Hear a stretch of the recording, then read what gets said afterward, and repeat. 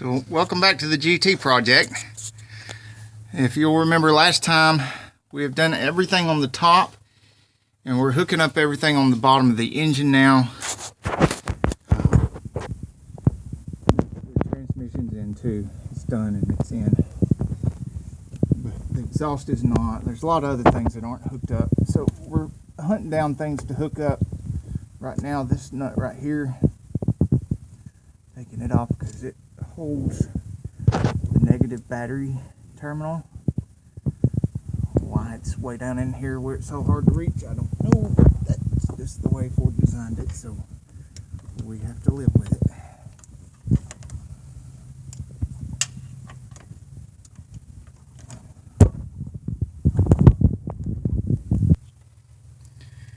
Okay, got in there with the swivel socket. Swivel socket and a couple extensions. I was able to get right in there.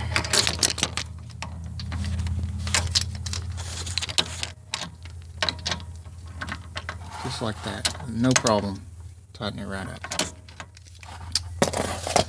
So, and of course this is gonna have to be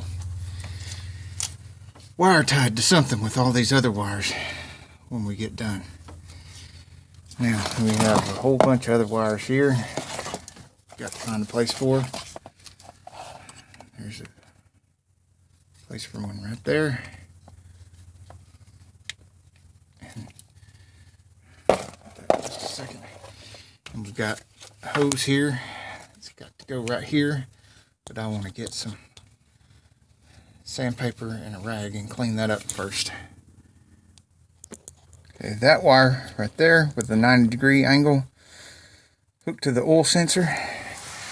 The one that was straight hooks to the NOx sensor in the side of the oil pan.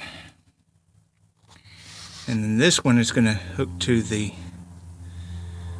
oxygen sensor when we get this piece of exhaust down through here. And I got that lower radiator hose on and tight. We're going to get the oil filter in here next. Make a small hole so it's easy to pour correctly, and put some oil in your new filter because you don't want to start the engine up dry. And rub a little of that brand new oil on your gasket here too. Okay, so we've got the filter on too, and we got to put these wires down the other side. Now we've got to get this starter up in here first.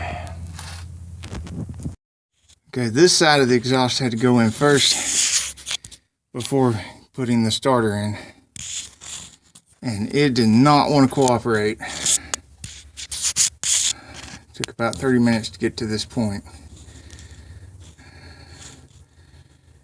and involved putting the jack over here and pushing up this side of the exhaust to twist it just right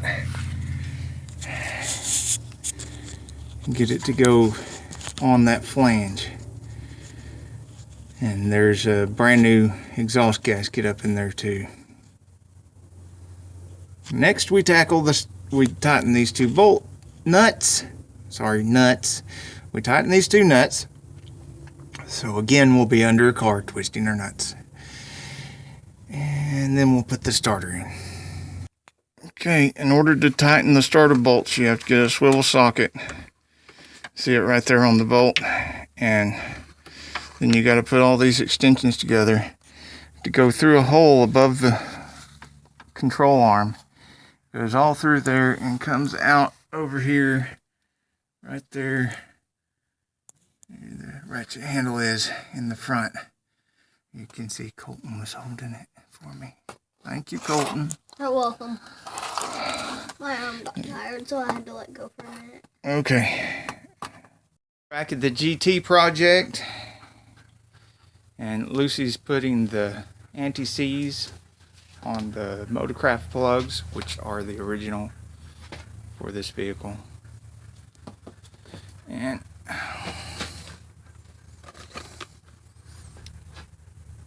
I don't know if that's focusing right, but that is the AGSF32FM, which the FM means they're the fine point platinum. See, the electrode is very fine. And they're threaded all the way. That's, I think the G in the AG designates that they're threaded all the way.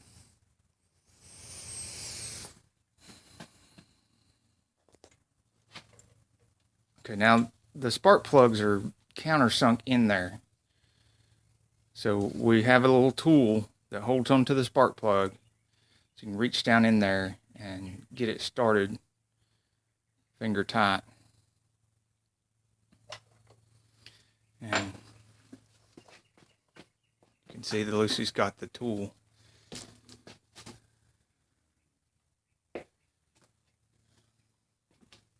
And this is obviously the easy part. You just work your way from front to back.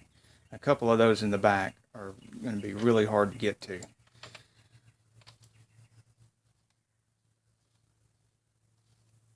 Just make sure that you don't get any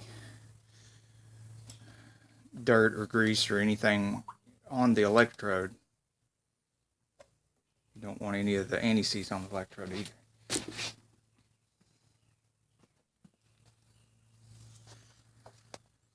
It's just basically doing this 8 times in a row.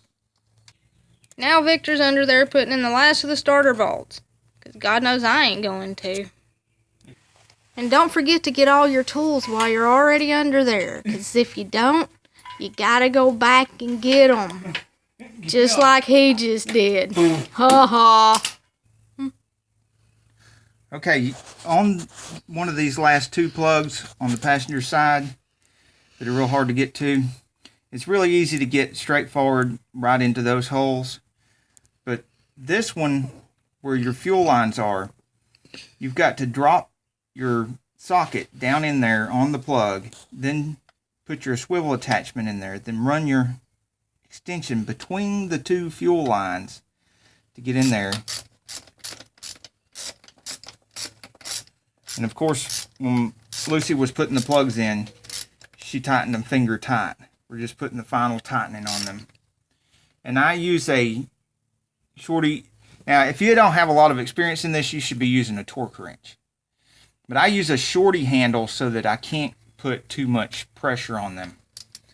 And then I don't even grab the total end of the handle, because they don't take that much torque. And that's nice and tight. Now, when you're pulling up out of here, you got to do something similar to the opposite. You get your plug part way out of there, and then you got to reach down there, pull it off the tip so you can escape. That stuff makes me mad. Now, this back one is the worst one at getting your plug actually in there. So we use another insert that we made from an old plug wire, and it's a lot more flexible to put the plug down in there and get it finger tight. That's why I have a little tail on here so you can grab hold of it and spin it to tighten up finger tight your plug first. Then we're using the same setup we did on the other hard to get to hole with the swivel joint. But even though this hole is harder to get to, it's actually less complicated for the final tightening than the next to last hole. Because once you got your swivel on there, I never get it down in the little hole. There we go. Down in the hole, get it on the socket, and do the final tightening on the socket.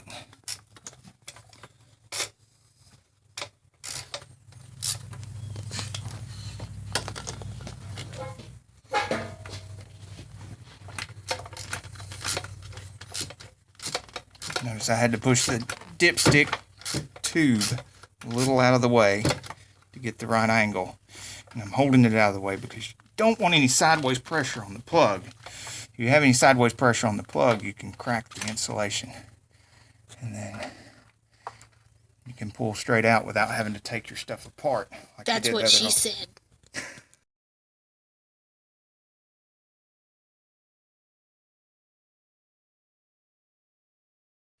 Okay, whether you're doing a project like this or just tuning up your Mustang, the next step before you move on to the wires, you've got all your plugs in.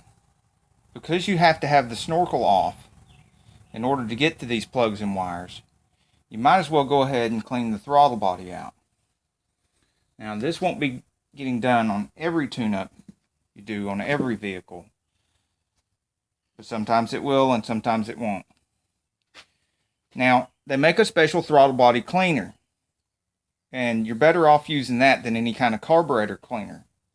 But there is an alternative to that, and that is to use what the throttle bodies used to be in touch with all the time anyway, and that the same kind of gasoline that this engine uses, but a clean new gasoline. And you just use a toothbrush, reach in there. Well, first of all, I should have told you this already. You have to prop that throttle body open with something. I've just used an old bolt here, and I've got that throttle body propped open so I can get in here and clean that crud out. Mostly accumulates right around where the butterfly is. And that's one of the reasons why it causes so much trouble. Excuse me while I get my... So you want to scrub both the dirty ring that you find in here. You'll see that nice, clean, new gasoline breaks it loose really well. And you know that's not going to hurt it because it's designed... Well, it's designed to have just air flow through it. But we all know that it doesn't just get air flowing through it. It gets air and a little tiny bit of gasoline and a little tiny bit of burnt gasoline, a little tiny bit of the blow-by from the engine, from the PCV. All that kind of stuff goes through here, and it is designed to be able to handle that. Take nice clean gasoline or throttle body cleaner, not carb cleaner. Carb cleaner is kind of rough on this stuff. And soften this stuff up, break this stuff loose on both the butterfly and the nasty ring that gets around the butterfly valve. You notice I have some paper towels here to keep it from getting on any of the electrical wires, connectors, anything else down there, any of the little rubber O-rings for the injectors. Don't want any kind of gasoline or solvents or cleaners touching any of that. Plastic connectors, don't want it on that. And see all that nasty stuff we got out of there? And it's looking beautiful and new.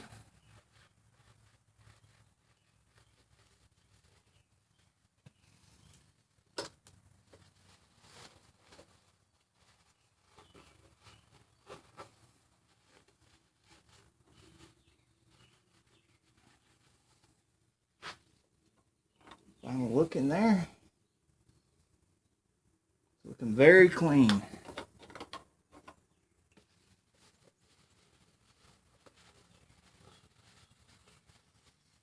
Because we already have the snorkel off anyway, it's just that simple and easy.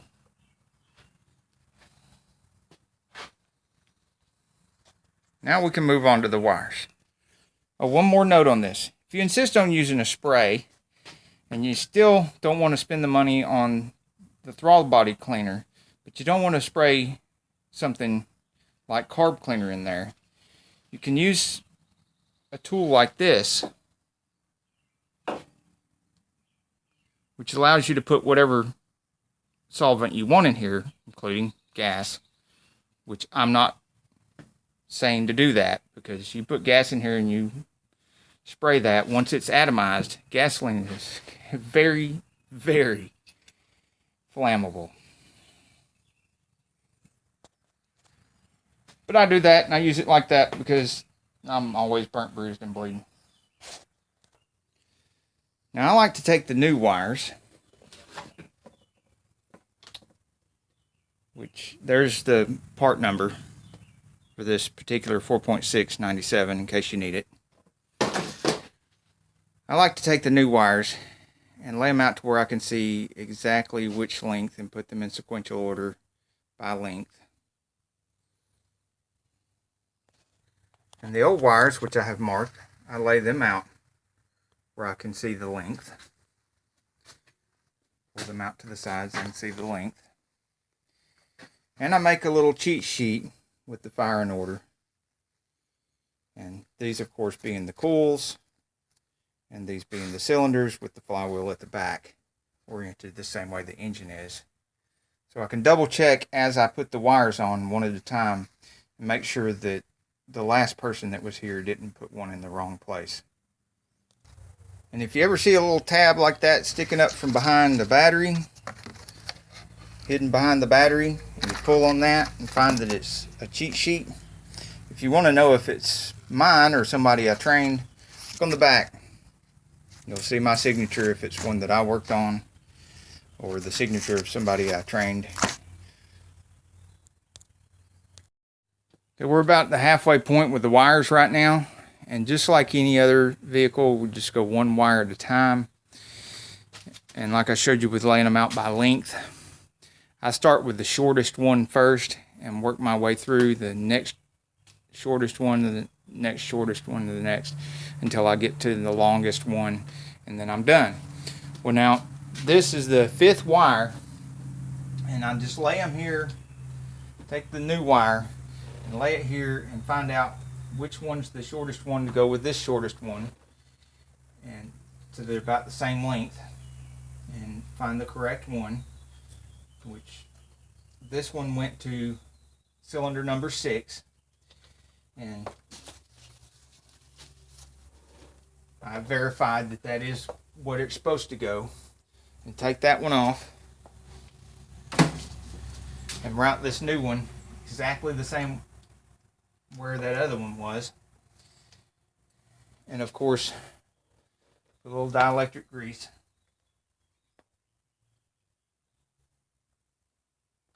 Which these factory wires have a little bit of dielectric grease right here already. And a little bit of dielectric grease here as well. And cylinder number 6 is the second one from the front on the driver's side.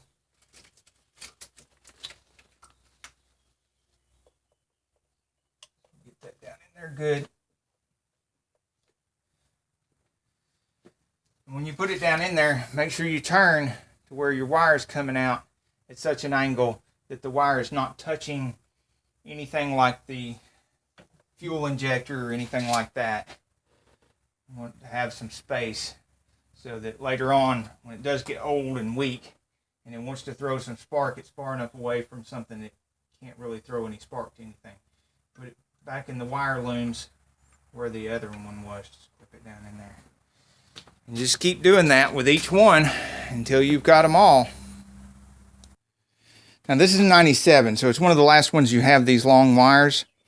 You get in as early as 98, 99, but certainly in the 2000s, you're going to be finding these coilovers with no wire, but they still have a boot, just like the wire has a boot. And the boot should still look like this, where it starts out larger and gets skinnier and skinnier as it goes towards the spark plug. If you see this right here, if you have the coilover, which requires taking the fuel rail off to get to most of these you got to take the fuel rail off in order to get them out and change your plugs. But if you see where this comes and it gets down to here and it gets fatter, that's actually swollen, and you see the hole is enlarged, and that has to be replaced. And if you're going to be replacing these boots, in a lot of cases, you need to check and see how much they are for a set of boots versus a whole set of coils with the boots on them, because sometimes you're spending 50% of the cost just getting the boots, and you might as well get new coils with it. But do not put this back on like that. If It may look like it's supposed to be that way, but it's not. It's not supposed to be swollen in the end. It's not supposed to be mushy or soft right here either. It's supposed to be fit nice and tightly around the end of the spark plug and keep that spark from being able to travel between the boot and the spark plug installation down to the metal part of the spark plug. Alright, so now all the wires are on there. You'll notice we used the 8mm wires. You can get 7mm wires for this. They are a little bit cheaper, but it's not worth it. Let's get the 8mm wires. Snorkel, air cleaner, and everything's back on. If the air cleaner's dirty, you need to replace that too. And your tune-up's not complete until you check all your fluids. Make sure you check your antifreeze while it's cold. Should be cold by now if you've been working on it doing the tune-up. Check your power steering fluid. Power steering fluid level will go up a little bit when it's hot. And check your brake fluid, check your engine oil, and check your transmission fluid. Do that on every vehicle. You might as well look at your wires going to and your connectors going to each one of the injectors to see if any mice or rats have been chewing on anything. Check all your heater hoses, your coolant hoses, especially if you find something low. If you find anything low, go looking around for a leak.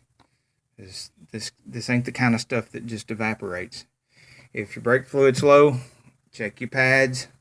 See if your pads have got some wear on them, because as the pads wear, fluid goes in behind the piston to fill in that space.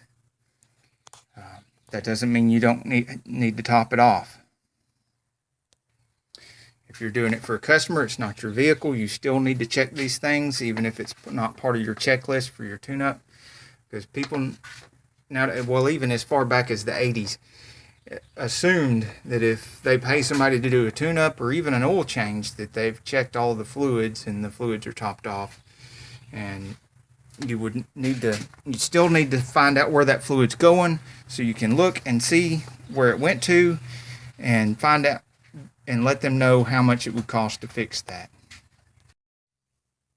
Okay, we're just finishing up here. It's got the snorkel and everything on, the air cleaner, all the other stuff. Let's see. Got the other piece of exhaust on now. And that big X brace that goes down here.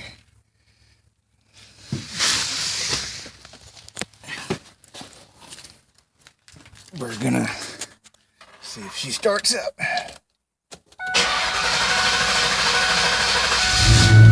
Oh yes, it is alive.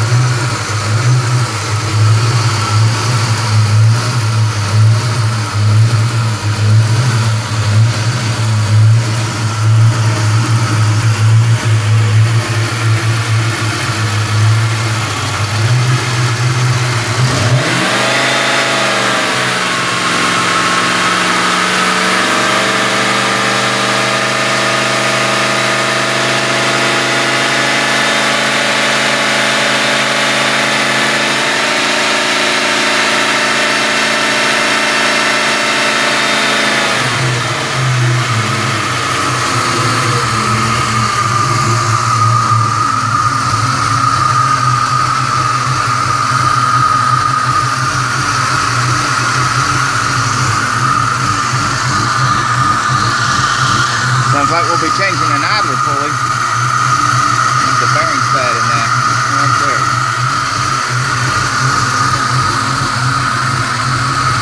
Check the leaks. Any leaks?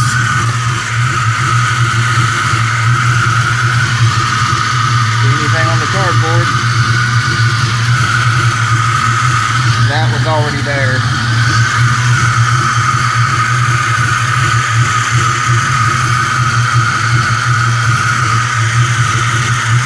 Anything dripping at all.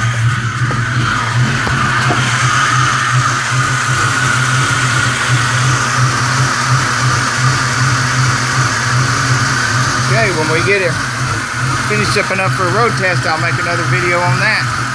Until then, get off the couch and get dirty. Oil pressure looks good. She's getting warmed up now. It's not overheating. Charging. Okay.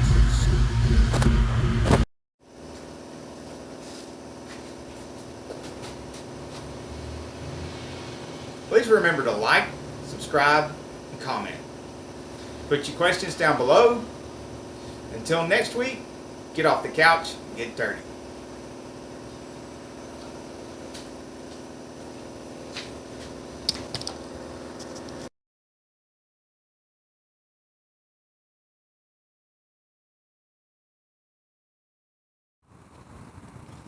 Don't forget to share our videos. Sharing is caring.